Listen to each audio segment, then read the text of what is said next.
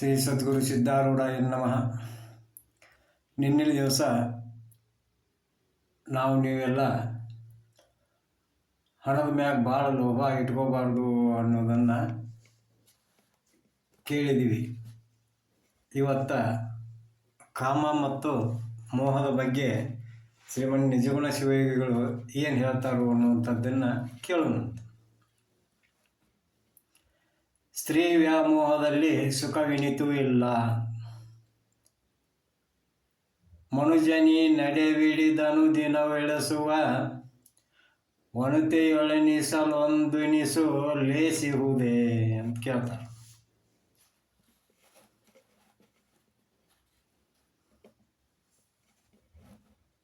ಮೊಲೆಯ ಮಾಂಸವನು ಮುಡಿಯ ನವಿರನು, ದೇಹದೆಲುವನು ಮುಸುಕಿದ ಪಸಿಯ ತೋವಲವನು, ಫಲವೆಡೆಯನ ನರವನು ಬೇರೆ ಬೇರೆ ನೀ ನಲಸದರಸಿ ನೋಡು ಲಲನೆ ಮೋಹನವೇ.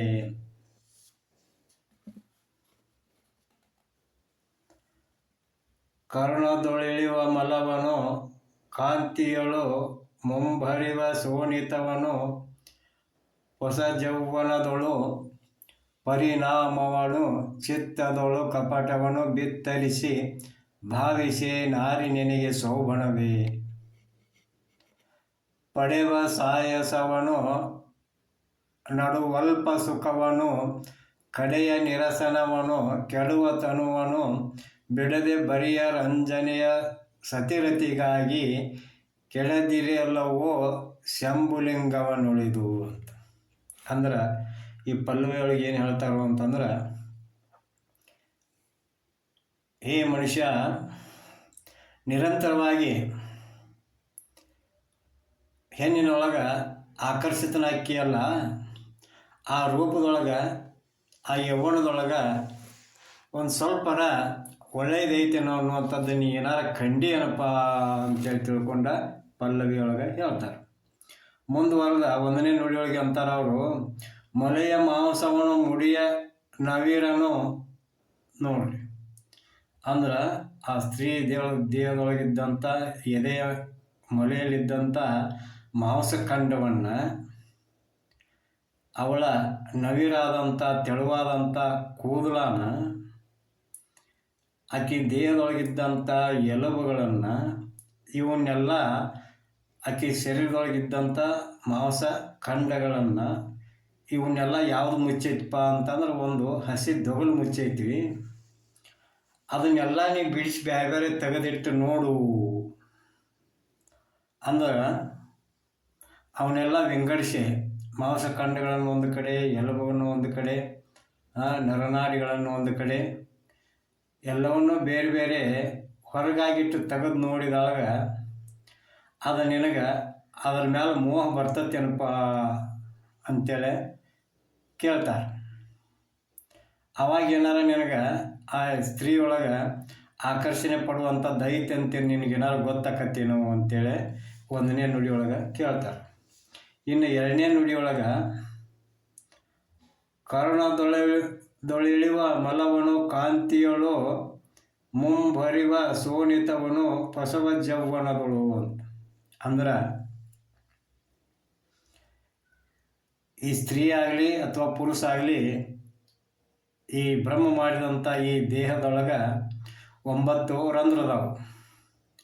ಅಂದ್ರೆ ಈ ಶರೀರದೊಳಗೆ 9 ತೂತಿಟ್ಟಾನೋ ಆ ಬ್ರಹ್ಮ, ಅದರೊಳಗೆ ಏನು ಸುರಿತತಿ ಅಂತಂದ್ರೆ, ಮಲ, ಮೂತ್ರ, ಸಿಂಬಳ, ಕೂಕ್ನಿ, ರಕ್ತ, ರೇತಸ್ಸು, ಬೆವರು, ಕಣ್ಣೀರು, ಪಿಚ್ಚು ಇಂಥವೆಲ್ಲ ಆ 9 ತೂತಿನೊಳಗಿಂದ ಸೋರ್ತಾವು.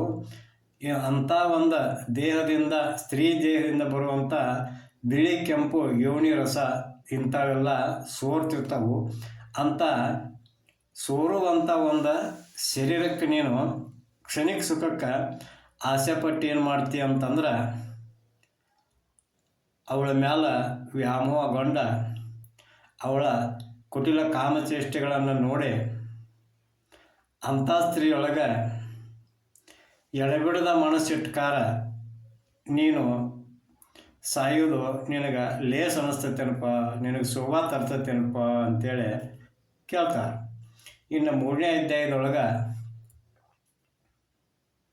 ಪಡೆವ ಸಾಯಸವನು ನಡುವಲ್ಪ ಸುಖವನು, ಕಡೆಯ ನಿರಸನವನು ಕೆಡುವ ತನುವನು ಅಂತ ಹೇಳ್ತಾರೆ. ಅಂದ್ರೆ ನಡು ಸ್ವಲ್ಪ ಕಾಲದೊಳಗೆ ಅಂದ್ರೆ ಯವ್ವನ ಕಾಲದೊಳಗೆ ನೀನೇನು ಮಾಡ್ತೀಪ್ಪ ಅಂತಂದ್ರೆ ಆ ಸ್ತ್ರೀಯ ಅಂದ್ರೆ ಕಾಮಕ್ಕೆ ಒಳಪಟ್ಟ ಆ ಸ್ತ್ರೀಯ ಮನೋಬಯಕೆಯನ್ನು ಈಡೇರಿಸೋ ಸಲುವಾಗಿ ಸಾಕಷ್ಟು ಕಷ್ಟ ನಷ್ಟಗಳನ್ನು ಅನುಭವಿಸ್ತಿ, ಈ ಶರೀರನ ದುಡಿಸಿ ನೀನು ಎಷ್ಟೋ ಆಕಿ ಆಸೆ ಆಕಾಂಕ್ಷೆಗಳನ್ನು ಮಾಡಕ್ಕೆ ದುಡ್ಡು ದವಸ ಧಾನ್ಯ ಸಿರಿ ಸಂಪತ್ತನ್ನು ತಂದು ಅವಳಿಗೆ ಕೂಡು ಹಾಕಿ ಸ್ವಲ್ಪ ಯೌವನ ಅನ್ನುವಂಥದ್ದು ಸ್ವಲ್ಪ ದಿನ ಇರ್ತೈತಿ. ಆ ಒಂದು ಸ್ವಲ್ಪ ದಿನದೊಳಗೆ ಏನಾಕತಿ ಅಂತಂದ್ರೆ ಅವಳ ಮನಸ್ಸಿನ ಇಚ್ಛೆ ಪೂರ ಮಾಡೋದ್ರಾಗ ನಿನ್ನ ಶರೀರ ಕೃಷಿವಾಗಿ ಹೋಗ್ತೈತಿ. ಯೌವನ ಅನ್ನುವಂಥದ್ದು ಹಿಮ್ಮೆಟ್ಟೆ, ಮುಪ್ಪು ಅನ್ನುವಂಥದ್ದು ಬರ್ತೈತಿ, ವೃದ್ಧಾಪ್ಯ ಅನ್ನುವಂಥದ್ದು ಬರ್ತೈತಿ. ಬಂದಾಗ ನೀನು ಅತಿಯಾಗಿ ಸ್ತ್ರೀ ಸಂಘ ಮಾಡೋದ್ರಿಂದ ಏನಾಕೈತಪ್ಪ ಅಂತಂದ್ರೆ ನಾನಾ ವಿಧವಾದಂಥ ಹುಣ್ಣು ರೋಗ ರುಜಿನ ಮುಪ್ಪಾವಸ್ಥೆಯೊಳಗೆ ಕಾಡಕ್ಕೆ ಚಲೋ ಆಕ್ಕವು. ಆವಾಗ ನಿನಗೆ ಈ ಶರೀರದ ಮ್ಯಾಗನ ಜಿಗುಪ್ಸೆ ಉಂಟಾಕತಿ ಅಂತ ಇಷ್ಟೆಲ್ಲ ತೊಂದರೆ ಕೊಡುವಂಥ ಆ ಹೆಣ್ಣಿನ ರತಿ ಸುಖವನ್ನು ಮೋಹ ಮಾಡ್ತಾ ಯಾವ ಚಿರ ಸುಖವನ್ನು ಕೊಡ್ತಕ್ಕಂಥ ಶಂಭುಲಿಂಗನನ್ನು ಒಲಿಸ್ಕೊಳ್ಳುವುದನ್ನು ಬಿಟ್ಟು ನೀನು ಸ್ತ್ರೀ ವ್ಯಾಮೋಹದೊಳಗೆ ಸಿಲುಕಿ ನರಳಬೇಡ ಅಂತ ಹೇಳ್ತಾ ಮುಂದೇನು ಹೇಳ್ತಾರೋ ಅಂತಂದ್ರೆ, ಮುಕ್ತಿಯನ್ನು ಅಪೇಕ್ಷಿಸದೆ ಮಾನಿನಿಯಲ್ಲಿ ಮೋಹವೇಕೆ. ನೀನು ಮುಕ್ತಿ ಅನ್ನುವಂಥದ್ದನ್ನು ಬೇಡದನ ಆ ಸ್ತ್ರೀಯೊಳಗೆ ಅಷ್ಟೊಂದು ಮೋಹ ಯಾಕೆ ಇಟ್ಕೊಂಡು ಅಂತೇಳಿ ಯಾರು ನಿಜಗುಣ ಶಿವಯೋಗಿಗಳು ಕೇಳ್ತಾರೆ. ನೀನು ಎಷ್ಟೋ ಪ್ರಯತ್ನ ಮಾಡಿ ಆ ಸ್ತ್ರೀಗಳ ಆಸೆ ಆಕಾಂಕ್ಷೆಗಳನ್ನು ಈಡೇರಿಸಿದ್ರೂ ಆಕೆ ಏನು ಮಾಡ್ತಾಳೆ, ನೆರೆಮನೆ ಕಡೆ ನೋಡೋದನ್ನು ಬಿಡೋದಿಲ್ಲ. ಹೆಂಗಪ್ಪ ಅಂತಂದ್ರೆ ಅವ್ರ ಮನೆಯೊಳಗೆ ಆ ವಸ್ತು ಐತಿ ಈ ವಸ್ತು ಐತಿ, ಅದನ್ನು ತಂದು ಕೊಡ್ರಿ ಇದನ್ನು ತಂದು ಕೊಡ್ರಿ ಅಂತೇಳಿ ಆ ಹೆಣ್ಮಗಳು ಹೊರಗಿಂದ ನೋಡ್ತಾಳಲ್ಲ ಹೊರತಾಗಿ ನೀನು ಅವಳನ್ನು ತೃಪ್ತಿಪಡಿಸೋ ಸಲುವಾಗಿ ಕಷ್ಟಪಟ್ಟಂಥದ್ದು ದುಡಿದಂಥದ್ದು ಆಕೆ ನೋಡೋದಿಲ್ಲ. ಅದಕ್ಕೆ ಆ ಸ್ತ್ರೀ ಅಂತಂದ್ರೆ ಹೆಂಗಪ್ಪ ಅಂತಂದ್ರೆ ಸುಂಟ್ರ ಗಾಳಿ ಇದ್ದಂಗೆ, ಒಂದು ಕ್ಷಣದೊಳಗೆ ಸುಂಟ್ರ ಗಾಳಿ ಬಂದು ಅದು ಹೊಕ್ಕತಿ. ಹಂಗೆ ಕಾಮನ್ ಬೆಲ್ಲು ಒಂದು ಕ್ಷಣ ಮೂಡಿದ್ದನ ಮತ್ತೊಂದು ಮರುಕ್ಷಣದೊಳಗನ ಇರುವುದಿಲ್ಲ. ನೀರಿನ ಮೇಲೆ ಅಕ್ಷರ ಬರೆದ ಉಳಿತಾವ ನಾವು ಉಳಿಯೋದಿಲ್ಲ. ಹಂಗೆ ಸ್ತ್ರೀ ಅಂತಂದ್ರೆ ಹಿಂಗಪ್ಪ, ಗುಡುಗು ಮಿಂಚು ಬರೋ ಟೈಮ್ದೊಳಗೆ ಆ ಮಿಂಚು ಒಂದು ಕ್ಷಣದೊಳಗೆ ಸಳಕ್ಕಂತ ಬಂದು ಹೆಂಗೆ ಅದು ಕಣ್ಮರಿ ಆಕೈತಲ್ಲ, ಹಂಗೆ ಸ್ತ್ರೀ ಅಂತಂದ್ರೆ ಅದು ಒಂದು ಕ್ಷಣಕ್ಕಿದ್ದಂಗೆ, ಬಿಸಿಲು ಗುದುರಿದ್ದಂಗೆ. ಅದಕ್ಕೆ ಅಂಥ ಒಂದು ಹೆಣ್ಣಿನ ಮ್ಯಾಗ ವ್ಯಾಮೋಹ ಮಾಡಿ ನೀನು ಕೆಡಬೇಡ. ಅದನ್ನು ಬಿಟ್ಟು ಪರಮಾತ್ಮನಂತೆಕ್ಕಿದ್ದಂಥ ಶಾಶ್ವತ ಒಂದು ಸಂಪದವನ್ನು ಸಂಪಾದಿಸೋ ಕಡೆಗೆ, ಮುಕ್ತಿ ಕಡೆಗೆ ಮನಸ್ಸು ಹಾಕಬೇಕು.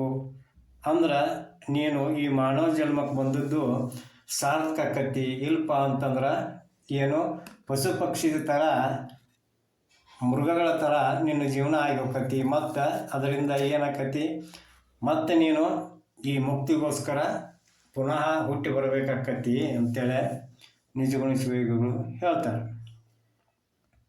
ಆದ್ರೆ ಇಲ್ಲೊಂದು ಮಾತು ನಾವೇನು ನೆನ್ಪಿಟ್ಕೋಬೇಕಂದ್ರೆ ಇಲ್ಲೊಂದು ಮಾತು ನೆನಪಾಕತಿ. ಶರಣರು ಹೇಳ್ತಾರೋ, ಹೆಣ್ಣು ಮಾಯೆ ಎಲ್ಲ, ಹೊಣ್ಣು ಮಾಯೆ ಎಲ್ಲ, ಮಣ್ಣು ಮಾಯೆ ಎಲ್ಲ, ಮನದ ಮುಂದಿನ ಆಸೆಯೇ ಮಾಯೆ ನೋಡ ಅಂತೇಳಿ ಶರಣರು ಹೇಳ್ತಾರೆ. ಅಂದ್ರೆ ಇಷ್ಟೆಲ್ಲ ಇದ್ದಾಗ್ಯೂ ಕೂಡ ಇಷ್ಟೆಲ್ಲ ಪದಾರ್ಥಗಳು ಹೊಣ್ಣು ಹೆಣ್ಣು ಮಣ್ಣು ಮೂರು ನಮ್ಮ ಕಣ್ಣೆದುರಿಗೆ ಇದ್ರೂ ಕೂಡ ನಮ್ಮ ಮನಸ್ಸು ಗಟ್ಟಿದ್ರೆ, ನಮ್ಮ ಮನಸ್ಸು ಸ್ಥಿರವಾಗಿದ್ದರೆ ನಾವು ಅದು ಯಾವುದೋ ನಮಗೆ ಮಾಯೆ ಅಂತ ಅನಿಸೋದಿಲ್ಲ. ಯಾಕಂದ್ರೆ ಈ ಸಂಪೂರ್ಣ ಈ ಸೃಷ್ಟಿನ ಆತ್ಮಸ್ವರೂಪ ಐತಿ ಅಂತೇಳಿ ನಾವು ತಿಳ್ಕೊಬೇಕಾಕೈತಿ.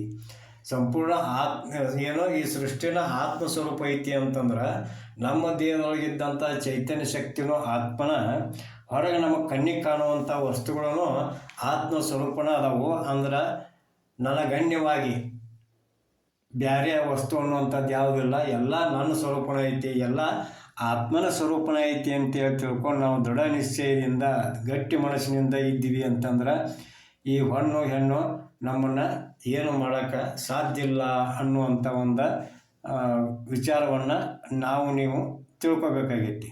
ಇನ್ನು ಲೋಭ ನೋಡಿದ್ದೀವಿ, ಕಾಮವನ್ನು ನೋಡಿದ್ದೀವಿ. ಇನ್ನು ವ್ಯಾಮೋಹ, ಮುಂದಿನ ಒಂದು ಪದ್ಯದೊಳಗೆ ವ್ಯಾಮೋಹದ ಬಗ್ಗೆ ಹೇಳ್ತಾರೆ. ಏನು? ಪುತ್ರ ವ್ಯಾಮೋಹ ಬುದ್ಧಿವಂತರಿಗಿರಬಾರ್ದು ಅಂತ. ಅಂದ್ರೆ ಹಣ ಗಳಿಸಿದ್ದೀವಿ, ಸ್ತ್ರೀ ಸಂಘ ಮಾಡಿದ್ದೀವಿ, ಅಂದ್ರೆ ಲಗ್ನ ಆದೀವಿ, ಮುಂದೆ ಮಕ್ಕಳು ಹುಟ್ಟಬೇಕಲ್ಲ. ಸುತಲ ಸೊಗಸು ಮಿಗಿಲೆನ್ನದೆ ಚಿಂತೆಗಳ ಮತಿವಂತರಿದು ಮೋಹವನ್ನಳಿದುಳಿದು. ಮೊದಲು ಪುತ್ರನ ವಾಂಚೆಯಳು ಚಿಂತೆ ಗರ್ಭವಾಗಲದು ಕೆಳದಿರಲೆಂಬ ಕಡು ಚಿಂತೆ ಪಡುವ ಹದನುರುತ ಚಿಂತೆ ಗ್ರಹ ರೋಗದುಪಹತಿ ಯೊದಗುವ ಚಿಂತೆ ಪರೆಯುವ ಚಿಂತೆ ಪಿರಿದು.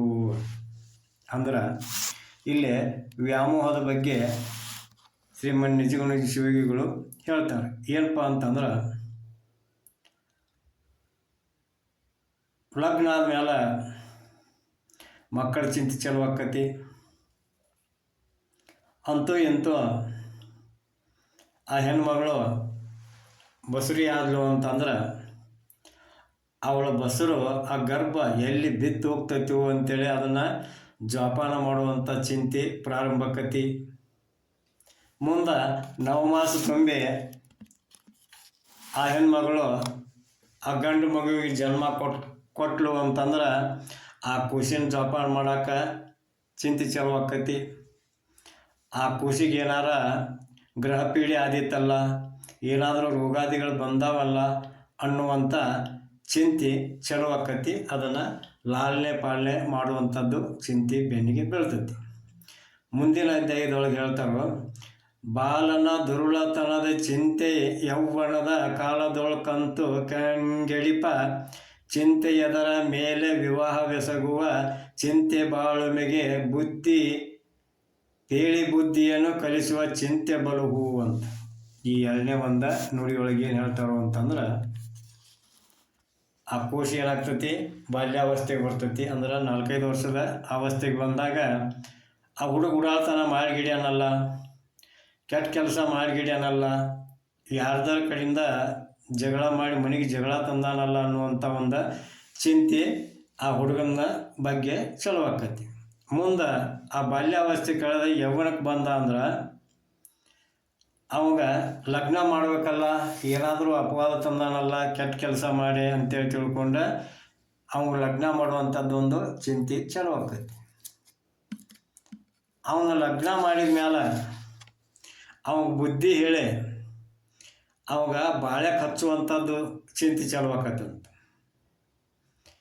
ಹಿಂಗೆ ಆ ಪುತ್ರ ವ್ಯಾಮೋಹದಿಂದ ಏನಾಕತಿ, ಆ ಮಗನ ಮ್ಯಾಗಿನ ಮೋಹಕ್ಕಾಗಿ ಬಲು ಚಿಂತೆಯೊಳಗನ ನಾವು ಕಾಲ ಕಳಿತೀವಂತ. ಮುಂದೆ 3ನೇ ನುಡಿಯೊಳಗೆ ಬಳಿಕ ದೈವಾಲದಿಂದಳಿಯಲತಿ ಚಿಂತೆ ತಳೆಯಲಾತ್ಮಜರಿಂದೆ ಬಹು ಚಿಂತೆಗಳನ್ನು ತಳೆವುದಿ ಪರಿತತ್ಯಬಹುದಾಗಿ ಶಂಭುಲಿಂಗದಳು ಪ್ರೀತರೆನಿಸಿ ಚಿಂತಿಸರು ಬಲ್ಲವರು.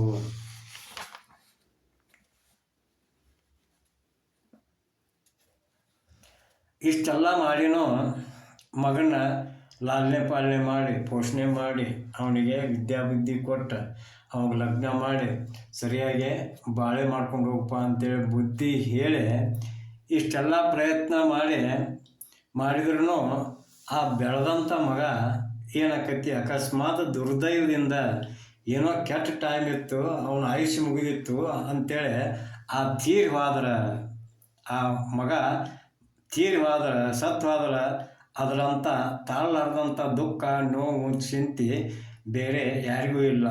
ಆ ಮಕ್ಕಳನ್ನ ಕಳ್ಕೊಂಡಂಥವ್ರ ಚಿಂತೆ ಅವ್ರಿಗೆ ಗೊತ್ತು ಅಂತೇಳಿ ತಿಳ್ಕೊಂಡ ಏನೋ ನಿಜಗುಣ ಶಿವಯೋಗಿಗಳು ಹೇಳ್ತಾರೆ.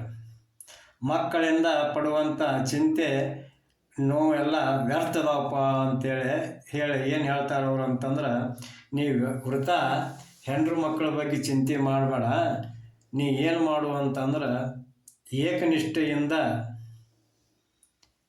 ಏಕ ಮನಸ್ಸಿನಿಂದ ಶಾಶ್ವತವಾದಂಥ ಸುಖವನ್ನು ಕೊಡುವಂಥ ಯಾರು ಆ ಶಂಭುಲಿಂಗನನ್ನು, ಆ ಶಂಭುಲಿಂಗ ರೂಪದೊಳಗೆ ನಿನ್ನೊಳಗೆ ಇರುವಂಥ ಯಾವ ಆ ಆತ್ಮನನ್ನು ಒಲಿಸಿಕೊಂಡ ನೀನು ಪರಮ ಸುಖವನ್ನು ಪಡಿ ಅಂತೇಳಿ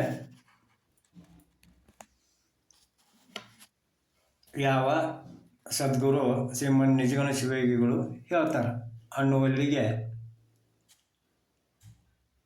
ಇವತ್ತಿನ ಪ್ರವಚನ ಕಾರ್ಯಕ್ರಮವನ್ನು ಮುಕ್ತಾಯಗೊಳಿಸೋಣಂತ. ಜೈ ಮಂಗಲಂ, ಜೈ ನಮಃ ಪಾರ್ವತಿ ಪತಿ ಶಿವ ಹರ ಹರ ಮಹಾದೇವ. ಶ್ರೀ ಸದ್ಗುರು ಸಿದ್ಧಾರೂಢಾಯ ನಮಃ. ಶ್ರೀಮನ್ ನಿರಂಜನ ಶಿವಯೋಗಿ ಮಹಾರಾಜ್ ಕಿ ಜೈ. ಓಂ ನಮಃ ಶಿವಾಯ. ಓಂ ನಮಃ ಶಿವಾಯ.